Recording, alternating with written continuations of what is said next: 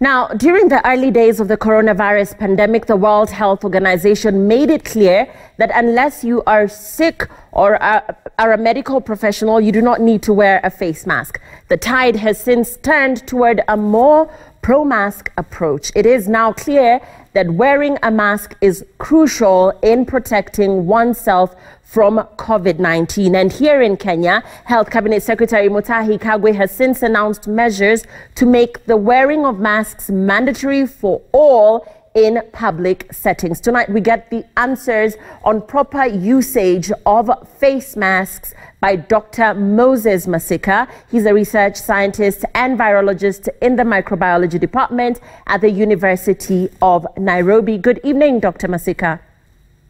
Good evening, Lillian. How are you? I'm very well, Dr. Masika. So, Dr. Masika, as we begin this conversation, very important, a lot of people are asking, how should one wear this mask? How should somebody put it on? If you could just demonstrate that for us so that our viewers can see whether or not they're wearing their masks right. What areas need to be covered? Kindly demonstrate that for us.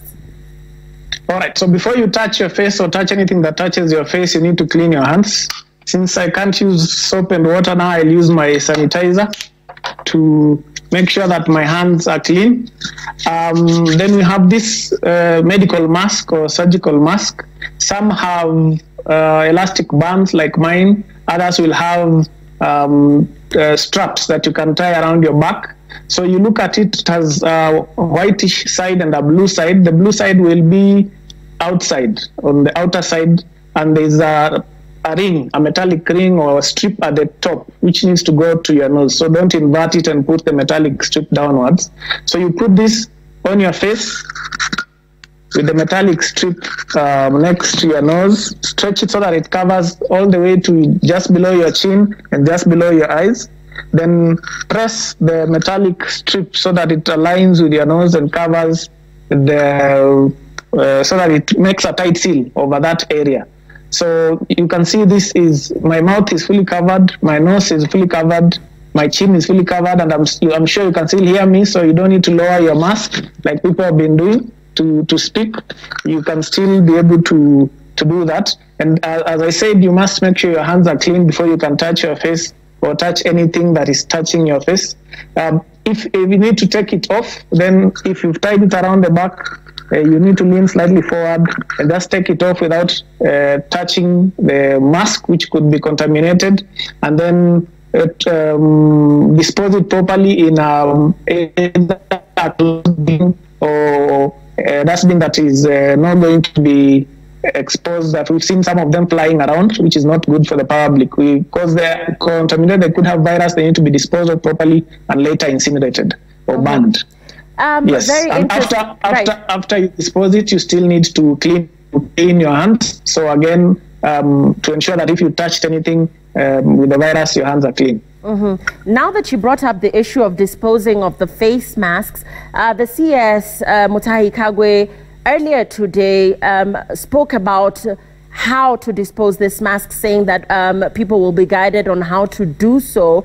But what is the proper way, Daktari, on how to dispose these masks to avoid contamination?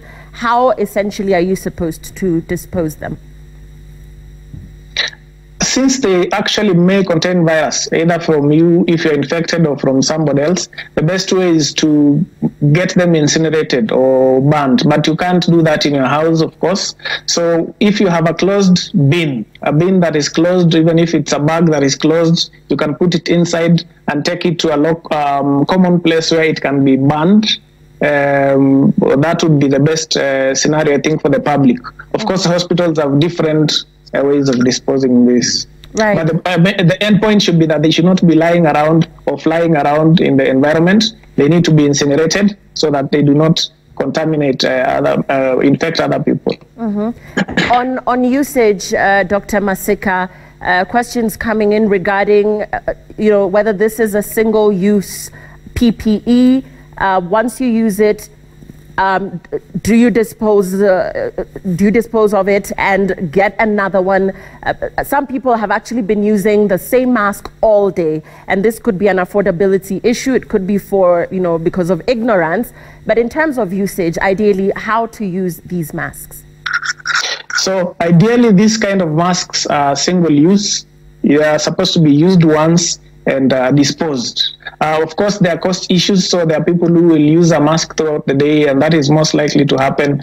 I think so long as you don't take it off and you don't touch it, you may be okay to do that given the cost issues. But the moment you take it off, then you should dispose it. We may be looking at a serious problem with supply and cost issues, so this is something that could use some innovation as we go on. We've seen the kind of prices that these masks are being sold at, so it would need to be a little cheaper for it to be sustainable.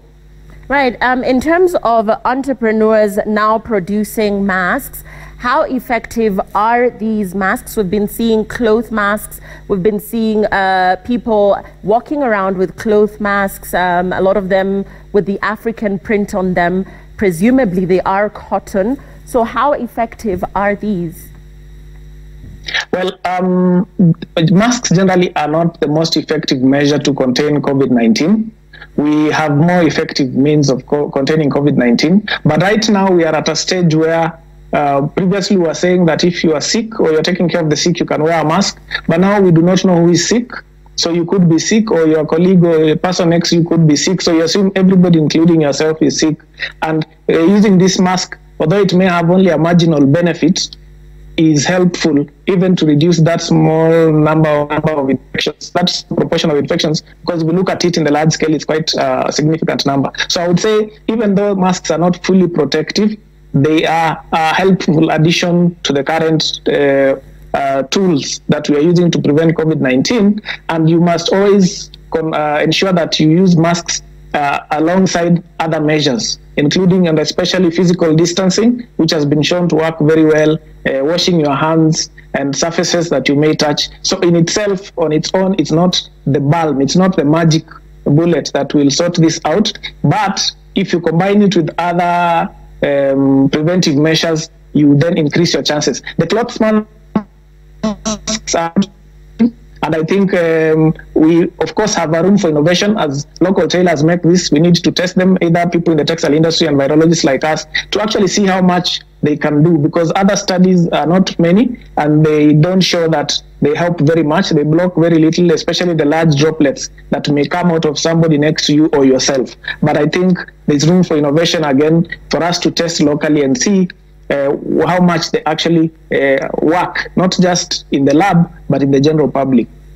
So I would say masks are not fully protective. They need to be used alongside other measures, but they are a good addition. Everybody should use them because the additional benefit is worth the trouble. Right. Daktari, the images that we have on our screens are of cloth masks.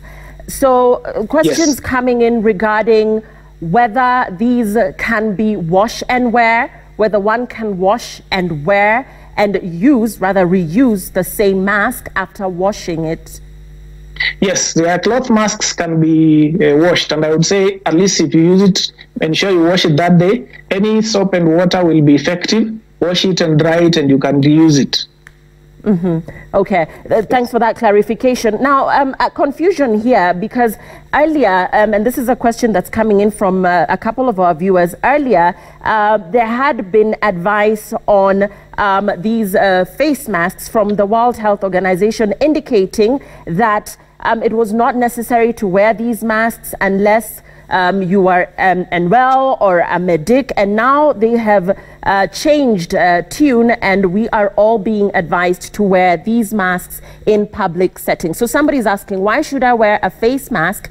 And yet we've been told COVID-19 is not airborne. If I can avoid touching my nose, eyes and mouth, is it still necessary to wear a face mask? Once again, clarification needed here, because previously the WHO had told us that it was not necessary to wear this unless you are, of course, a medic or if infected. That's true.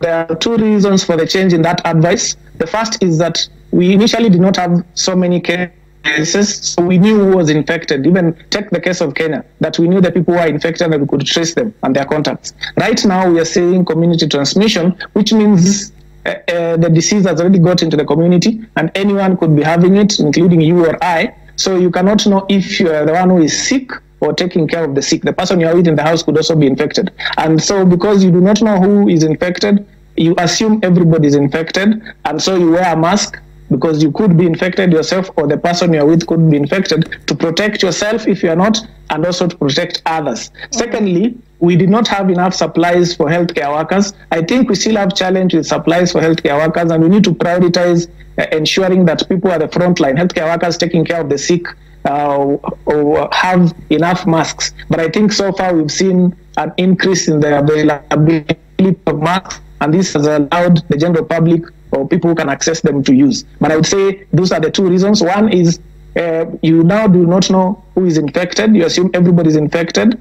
And secondly, we now are seeing an increment in the number of masks available, although not to the ideal level that we need, but at least we can now spare some for the public after prioritizing healthcare workers. As for the person who asked why they should wear masks and COVID-19 is not transmitted through aerosol. As I speak or as somebody coughs, you may disperse droplets, and these droplets are laden of full of viruses. And so if this droplet lands on your mouth, on your eyes, on your nose, you could get infected. And so this mask will be a barrier, or will form a barrier, so that if anybody is coughing or sneezing next to you and they disperse any kind of droplets, these droplets do not get into you. Right. That is the main reason. And yes, she should continue washing hands. Yes, because if she may touch a contaminated surface and touch her face again, that could have the same effect. So these measures have to be used in combination. It's not a single measure that solves the problem, but the combination of them all. Okay. Somebody is asking regarding the sale, or rather the sale of these masks for those who are selling them on the streets. You mentioned, and indeed we are all aware, that some people might not have any symptoms whatsoever. So how safe are we buying these masks off the streets or off vendors, and yet we do not know how they've been handling them themselves?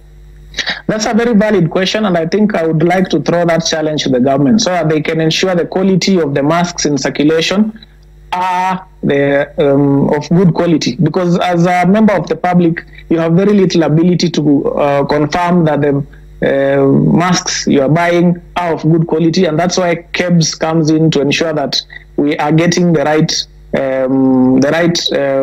quality of masks. So it may be difficult for the general public who requires a mask and is actually now liable for a fine if they don't have one, to have the means to test if the mask that they bought is working, or the person who is selling them is not sick.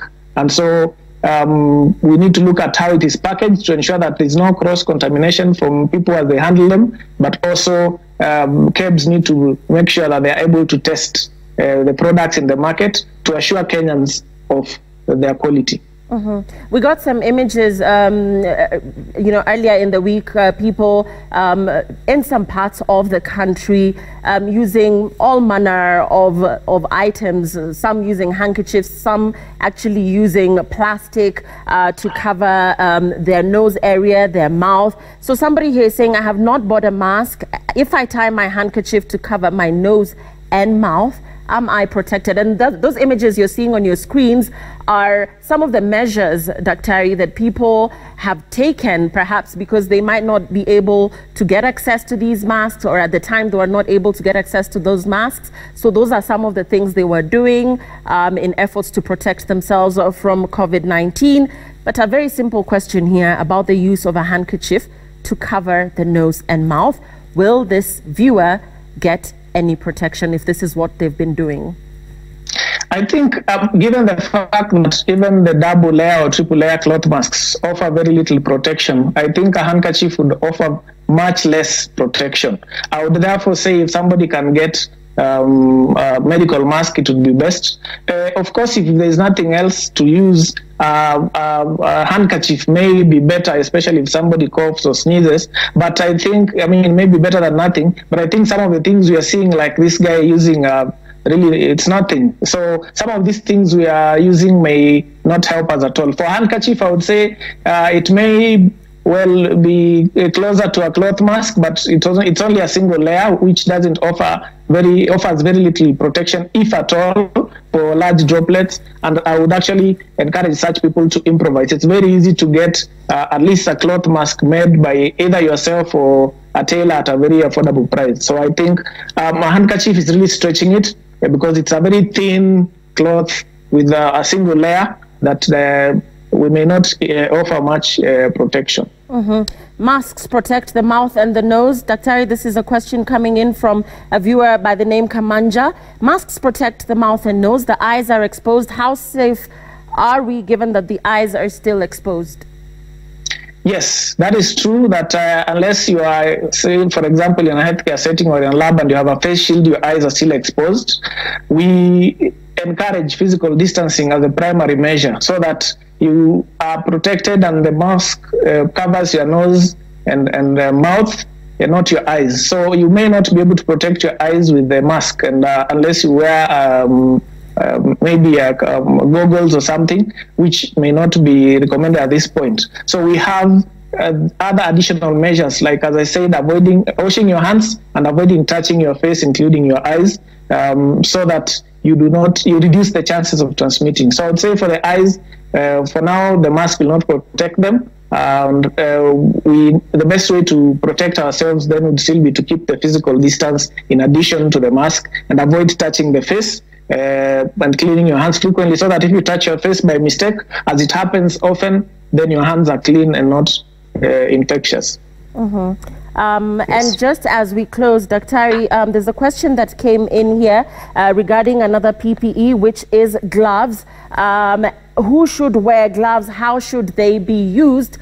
Because again, people are wearing gloves, but going about their activities all day and still touching other areas, perhaps of their faces. The usage of gloves, a question that's coming in terms of how to properly use the gloves, even as we combine this with the use of the face masks as well. For those who are going an extra mile and wearing gloves as well, how to wear those and how to use them.